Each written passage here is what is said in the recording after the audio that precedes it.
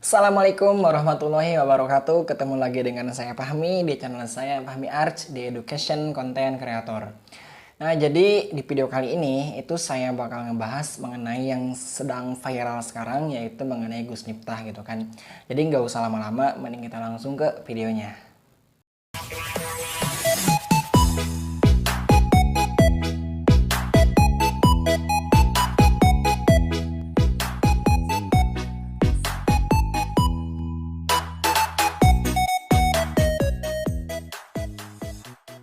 Nah, jadi sebelumnya saya minta maaf kalau sekiranya dalam videonya itu terdengar suara kebisingan motor atau mobil, karena rumah saya itu bertepatan banget ada di pinggir jalan, dan ditambah itu kakak saya buka warung 24 jam. Jadi otomatis ramai banget pembeli-pembeli yang datang ke sana gitu kan. Nah, langsung ke pembahasan yang pertama, yaitu mengenai Gus Miftah.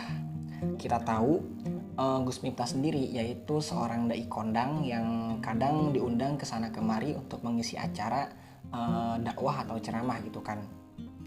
Di sisi itu, beliau juga dekat dengan para artis dan selebritis, apalagi dengan Om Deddy Corbuzier gitu kan. Beliau dekat banget. Bahkan beliau pernah berkata bahwa Om Deddy Corbuzier adalah sahabat beliau gitu. Dan di sini saya nggak bakal ngebahas terlalu dalam mengenai apa yang terjadi kepada beliau, yaitu Gus Miftah dalam beberapa hari terakhir gitu kan. Karena apa? Yang pertama, itu bukan kapasitas saya dalam mengomentari beliau gitu kan. Yang kedua, wawasan saya dengan wawasan beliau itu jauhan wawasan beliau gitu kan. Ilmu juga beda jauh banget gitu.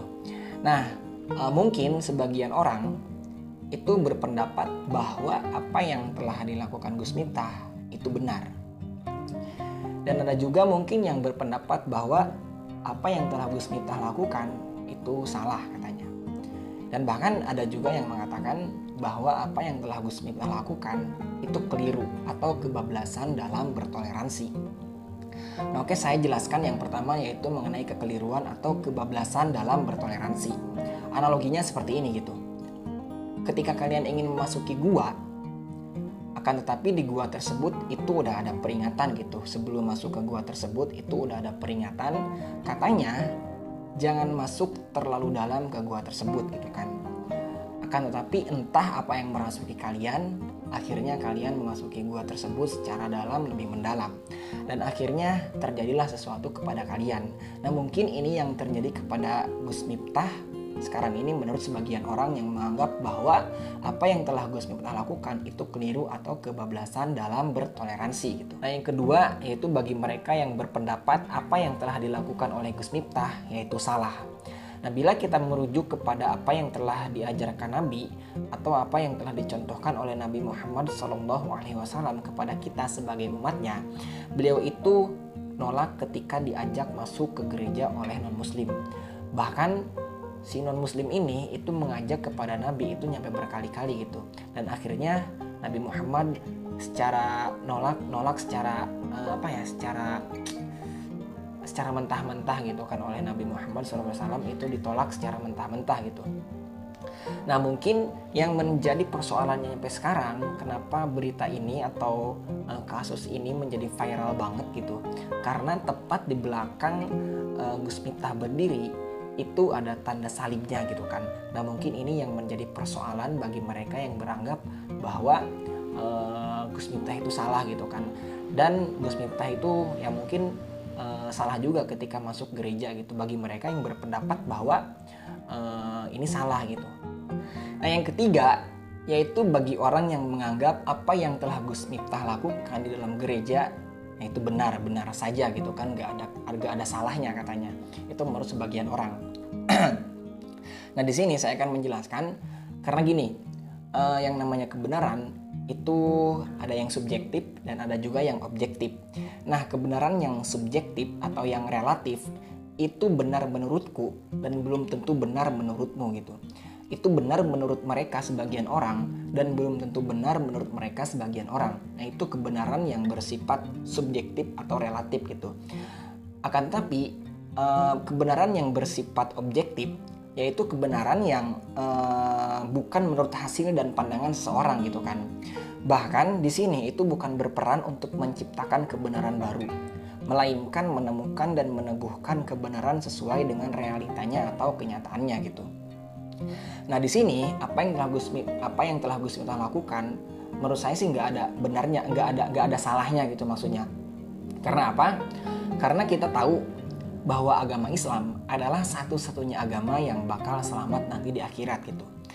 Dan kenapa beliau melakukan hal tersebut, yaitu berteman dengan orang-orang dan berteman maksudnya bukan orang Islam, berteman dengan orang-orang non-Muslim gitu, dan memasuki gereja. Mungkin yang beliau lakukan yaitu menyampaikan pesan-pesan agama Islam, tetapi secara tidak langsung. Nah mungkin itu yang dilakukan oleh Gus Miftah, karena kita tahu beliau itu udah mengislamkan beberapa orang, bahkan ratusan orang yang udah masuk Islam lewat beliau gitu kan. Dan bahkan kita tahu juga artis yang populer yaitu Om Deddy Corbuzier masuk Islam karena beliau juga gitu kan. Nah mungkin karena pertemanan ini, karena dasar ini beliau melakukan hal seperti itu gitu. Nah yang tadi itu poin pertama dengan apa yang saya bahas mengenai Gus Miftah, yaitu yang tadi mengenai kebenaran, kesalahan, dan kekeliruan atau kebablasan dalam bertoleransi gitu. Sekarang saya akan ngebahas mengenai yang kedua dari pembahasan Gus Miftah gitu. Dengan kejadian yang seperti ini, itu banyak banget orang yang mencaci, mencibir beliau gitu kan. Para netizen plus 62 gitu. Banyak banget orang yang mencibir dan berkata haramlah syirik atau apalah itu gitu kan. Nah di sini itu saya bakal menceritakan atau membahas sisi baiknya Gus Miftah atau sisi keistimewaan beliau gitu kan, yang mungkin jarang banget diketahui oleh orang gitu kan. Karena kebanyakan orang dengan kejadian seperti ini itu banyak orang yang yang melihat sisi buruknya Gus Miftah saja gitu dengan apa yang telah terjadi sekarang, bagi mereka yang memang menganggap Gus Miftah itu salah gitu. Apa keistimewaan beliau? Yaitu beliau memasuki klub-klub malam, hiburan malam, dan di situ beliau bersolawat, berceramah dan berdakwah gitu kan, kurang lebih seperti itu. Nah pertanyaan saya, itu berapa banyak orang yang dapat melakukan hal seperti itu seperti Gus Miftah? Atau berapa banyak orang atau berapa banyak ustadz yang mampu melakukan hal seperti itu seperti Gus Miftah gitu kan? Dengan sopan, dengan ramah beliau memasuki hiburan malam lalu bersolawat dan mungkin menyampaikan 1-2 patah kata kepada mereka para remaja yang memang awam gitu kan dalam pengetahuan agama Islam gitu. Nah mungkin itu hanya segelintir orang yang dapat melakukan apa yang telah Gus Miftah lakukan gitu. Karena apa? Karena ini udah menjadi fashion beliau atau gaya beliau dalam menyampaikan pesan-pesan agama Islam kepada mereka para pemuda yang awam mengenai ajaran agama Islam gitu. Nah di sisi itu beliau juga sering mendatangi salon pijat plus gitu. Nah mungkin menurut saya sih ini sesuatu yang sangat keren banget gitu, suatu pencapaian yang sangat luar biasa bagi beliau gitu. Karena apa? Karena ini jarang ditemui di orang lain gitu. Nah lanjut yang kedua, jadi ini tuh bukan pembahasan yang tadi yang pertama ketika membahas Gus Miftah. Jadi pembahasan yang pertama mengenai Gus Miftah itu terbagi dua gitu. Pertama dari sisi ketika beliau melakukan pembacaan puisi dalam gereja, yaitu kebagi 3, yaitu kebenaran, kesalahan, dan kekeliruan atau kebablasan dalam bertoleransi. Dan yang kedua dalam isi itu sisi baik beliau atau keistimewaan beliau ketika berceramah atau mendatangi klub-klub atau hiburan malam gitu kan. Dan sekarang yang kedua itu buat kita yang memang bener-bener awam, bener-bener nggak tahu ilmunya, bener-bener bukan kapasitas kita untuk mengomentari apa yang telah Gus Miftah lakukan ketika di gereja. Itu mending diem gitu kan. Karena apa?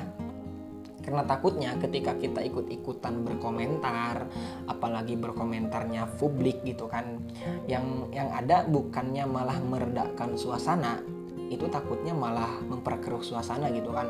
Apalagi nyampe menebar kebencian atau ujaran kebencian.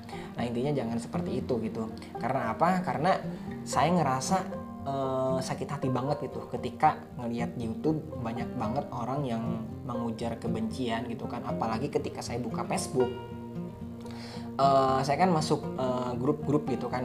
Nah di situ banyak banget orang yang melecehkan atau mengadu dombakan atau membicarakan seperti Kiai Said Akil Siroj, terus Habib Rizik Syihab dan lain sebagainya.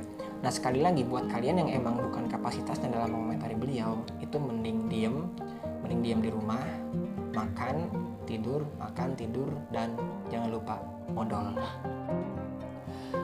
Nah, lanjut yang ketiga, yaitu yang terakhir, dimana ketika saya buka YouTube itu isinya hampir berita mengenai Gus Miftah gitu kan.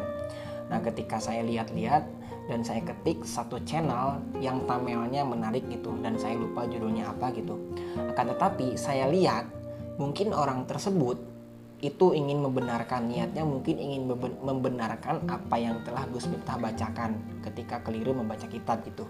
Akan tetapi orang ini itu kesannya kayak bukan membenarkan, melainkan merendahkan dan benar-benar menyalahkan apa yang telah Gus Miftah bacakan ketika membaca kitab gitu.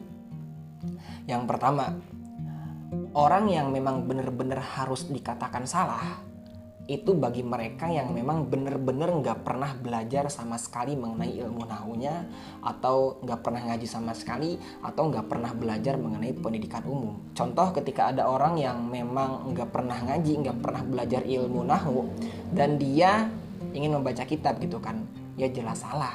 Karena apa? Karena dia nggak pernah belajar. Jangankan untuk membacanya gitu kan, ketika ngelihat saja dia udah pasti bingung gitu. Karena apa? Karena emang nggak pernah belajar gitu. Berbeda dengan Gus Miftah. Gus Miftah itu seorang dai kondang yang emang pasti udah bisa gitu membaca kitab.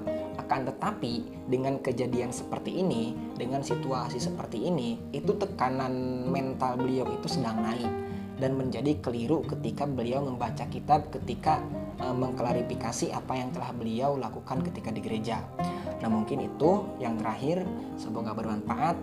Selebihnya mohon maaf kalau ada kata-kata yang memang enggak mengenakan di hati atau salah dari saya, karena kebenaran hanya datang dari Allah dan kesalahan hanya datang dari saya sendiri gitu.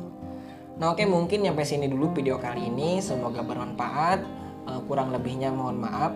Nah, buat kalian yang belum berlangganan, silahkan berlangganan dengan cara subscribe, komen, like, dan share kepada teman-teman kalian. Semoga apa yang telah saya bahas ini bermanfaat untuk kita semua. Oke, see you next video.